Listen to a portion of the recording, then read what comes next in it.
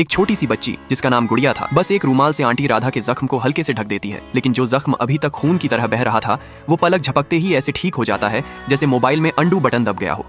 राधा हैरान रह जाती है कि इतनी सी बच्ची में इतना बड़ा टैलेंट, पर तभी पूरा गांव फावड़े और तसले लेकर टूट पड़ता है। सब चिल्लाने लगते हैं कि ये बच्ची मनहूस है, आफत की पुड़िया, इसे गांव से बाहर निकालो। लेकिन राधा को यकीन नहीं होता कि जो बच्ची जख्म भर सकती है वो मनहूस कैसे हो सकती है। इसीलिए वो उसी पल फैसला कर लेती है कि गुड़िया को अपने घर ले जाएगी। पर उसे क्या पता था कि इस फैसले से पूरा घर हिल जाएगा। दरअसल राधा का बेटा अर्जुन एक आग की दुर्घटना में झुलस चुका था। उसका चेहरा जल गया था और वो दिन रात अपने कमरे में बंद रहकर अपनी किस्मत को कोसता रहता था। अब घर की नौकरानी कौशल्या को लगा कि ये नई बच्ची साहब के हिस्से का प्यार छीनने आई है, तो उसने अर्जुन के कान भर दिए कि तेरी मम्मी अब इस नई मनहूस बच्ची में बिजी है, तेरे लिए टाइम नहीं है। बस फिर क्या था, अर्जुन गुस्से में नीचे दौड़ता है और गलती से गुड़िया की बात सुन लेता है जो उसके चेहरे का जिक्र कर रही थी। अर्जुन को लगता है उसका मजाक उड़ाया जा रहा है। गुस्से में मछली वाला एक्वेरियम भी जमीन पर गिरा देता है और मम्मी से कहता है इस बच्ची को अभी के अभी बाहर निकालो। राधा समझाने की कोशिश करती है कि वो गांव सिर्फ इलाज ढूंढने गई थी, लेकिन अर्जुन को अब लगने लगता है कि मम्मी ने उसे बेकार समझकर किसी और बच्चे को अपना लिया है। इतना सुनते ही गुड़िया का सब्र टूट जाता है। वो बोलती है कि आंटी पहाड़ पर सिर्फ इलाज के लिए गई थी और आपकी ये चोट मैं इसे ठीक कर सकती हूँ। जैसे ही वो अर्जुन के चेहरे को छूने जाती है, कौशल्या बीच में कूद पड़ती है। वो चिल्लाती है कि ये सब दिखावा है, गांव की बच्ची है, ड्रामा कर रही है। गुड़िया को समझ आ जाता है कि बातों से कुछ नहीं होगा। वो अर्जुन का हाथ पकड़ लेती है, लेकिन अर्जुन उसे जोर से धक्का दे देता है। जो डॉक्टर नहीं ठीक कर पाए वो तू क्या करेगी। अब कौशल्या और भी झर उगलने लगती है और कहती है कि ये बच्ची खतरनाक है, इसे अभी घर से निकालो। मनहूस शब्द सुनते ही गुड़िया को अपना पुराना दर्द याद आ जाता है। वो ठान लेती है कि आज सच सामने लाएगी। वो कौशल्या को हल्का सा धक्का देती है, अर्जुन के चेहरे से नकाब हटाती है और शीशा पकड़ा कर कहती है खुद देख लो। अर्जुन जैसे ही आईना देखता है उसकी आंखें फटी की फटी रह जाती है। उसका चेहरा बिल्कुल साफ हो चुका था। अब उसे समझ आ जाता है कि गुड़िया झूठ नहीं बोल रही थी। वो शर्मिंदा हो